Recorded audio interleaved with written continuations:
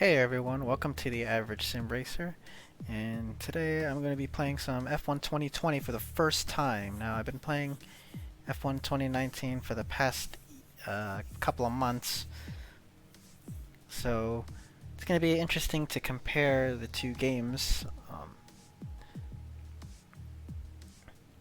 So let's jump into it. So we got driver career in my team.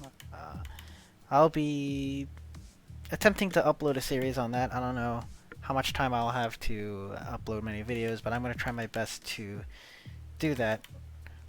But yeah, let's get into this time trial and let's see what's going on here. So, kind of like the AlphaTauri livery. We'll go with that. And we're gonna try some Vietnam. New track. So, I did do like 2 corners. So I don't really have a good feel of the game yet. I just did it, because I was setting up the controls. I was setting up all the settings that I had for the buttons and the graphics as well, and seeing how well OBS could stream all of this. So yeah, let's get into it. We're not gonna put a setup, I guess, just yet. Um, we'll just get in and drive and see how it feels. Get used to it. And we're gonna do the cockpit view. Normally this is how I drive, but with online I usually do the T-cam. So here we go. I don't really know this track very well. I did a couple of laps on the Assetto Corsa, but really not familiar with this one. Alright, so looks like it opens up here.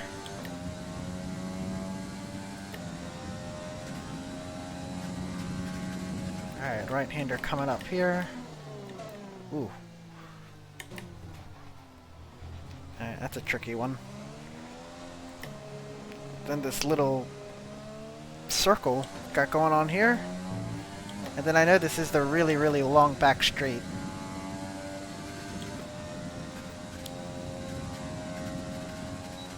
There's the DRS. And I see brake markers, so we're gonna brake. And that was a little bit too early. Well, a lot too early. Ooh. More brake markers. Looks like we're turning right. Alright, this is the crazy S section. Now, I saw a little bit of video on this track. I think Esteban Gutierrez did like a simulator thing. And then I know Herman Tilke, his company made a video that was based on Assetto Corsa.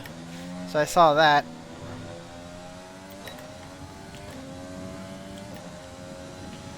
We got 147.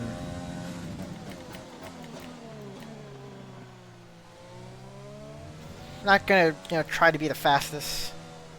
Just trying to get used to this game, get initial feeling on it. Alright. That section fat out is gonna be pretty fun, I feel like.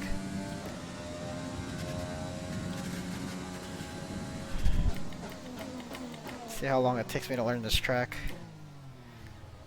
Alright. Ooh, that guy spun out. Usually I don't like the ghost, so I gotta turn that off. I don't like ghosts in sim racing and in real life. It freaks me out. This is a long back straight. And I think I broke at the first marker board, and that was way too early. And it seems like 100 is also way too early.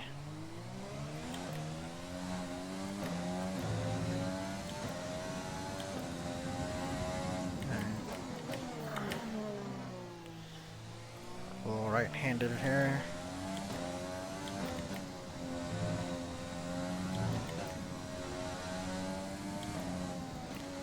This is going to be really interesting.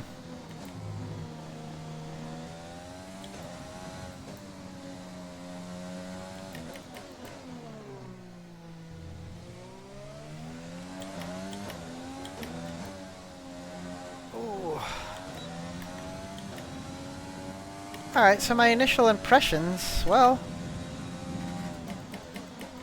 Oh, looks like I got a trophy. Oh no! The game has crashed. Well, shit. Alright, sorry for the crash. I don't know what went wrong there. Hopefully it wasn't my computer or the game. But anyway, let's get down to the business here. So, one major difference I can tell you about is the weight of the steering wheel. It's actually really heavy. I have the force feedback settings exactly to what I had it in F129. 100 force feedback in the game, and then 90 force feedback on the steering wheel, and it's extremely heavy.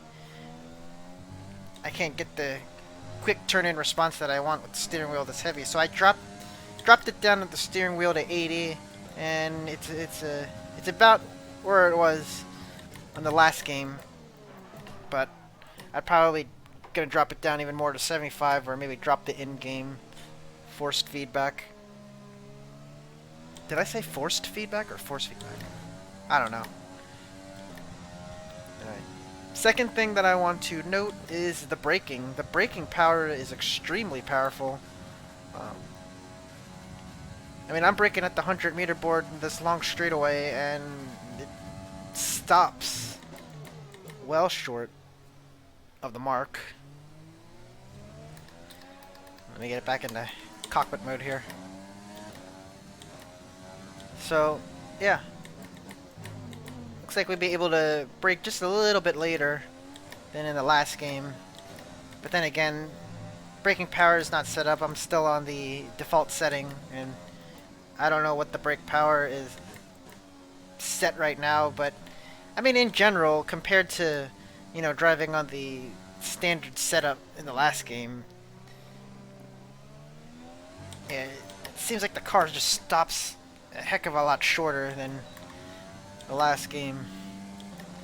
I also want to talk about the traction. The traction is a lot more forgiving in this game. You can really get on the power early, and as I say that, I'm oversteering a lot there. But yeah, you can really get on the power early, and it kind of reminds me of the way that 2018 kind of played, where, you know, the traction was pretty forgiving. Whereas in 2019, it was just, you could not get on the power straight away. You really had to modulate the thing. But here, you could really just give it a good smash after you straighten the car out. So, a lot more forgiving in the traction. Kind of takes away from the skill aspect a little bit, but, you know, in the end of the day, I think they got the traction part right compared to real life, because when I watch onboard videos of F1 drivers, and obviously, you know, me as a driver, I'm not going to be as skilled as them, but they could really match the throttle compared to the games. So, I think that's one thing that they stayed true. I haven't tested out the new ERS system yet. I haven't done a game mode yet. This is really the first time I've played this game as I'm speaking to you. But that's going to be an interesting concept. One that I wholeheartedly welcome, because, as I say, you know, the same thing with the traction. It's a little bit more true to what you see in real life. Yeah, I know the engineers are more focused on the ERS than the driver, so it's good that they simplified that. And then I also like this new DRS light, because before it would just give you a green light and it really didn't indicate whether it was on or off, but now they have two lights that tell you when it's active, and then also when the wing is up, so that's good. And then one last thing is that you could kind of feel some resistance through the wheel when the car's understeering. I just felt it through that circle part, so I like that they're starting to add some nice little nuances to the steering feel. Yeah, some little vibrations there to tell you that the car is understeering. You know, really giving you that good communication and feedback that the car has. So, you know, there was some YouTubers out there that did say that you feel more connected to the car. So that is definitely true. Because F1 2019 and games in the past were pretty numb in that category. That's why they weren't really classified as a true sim, but definitely heading towards that direction with this new handling model. Very impressed. Oh, man. And as far as Vietnam, I think this is going to be a fun track. A lot of fast sections, especially that last sector. That's going to be awesome. Quite dangerous, though, I would think. Such a high-speed section to crash that there. It's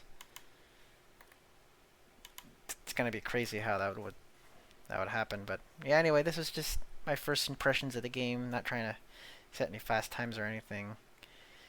Probably not going to see some blistering times anyway. This is just for fun. But anyway, that's it for me. I'll try to get more videos out there, especially with the My Team portion of this game. It's really fun, and it's something that I want to document along the way, so I'm going to try to put up some videos on that. But the game keeps crashing on me, so I don't know if it's really going to work. Gotta tweak some settings on my streaming software, so we'll see how that goes. Hopefully it's more the bugs of the game than my actual computer. Don't have the best system in the world, so honestly I might be limited. But anyway, I'll see you guys for the next video, and I hope you enjoyed this one, and I'll catch you later.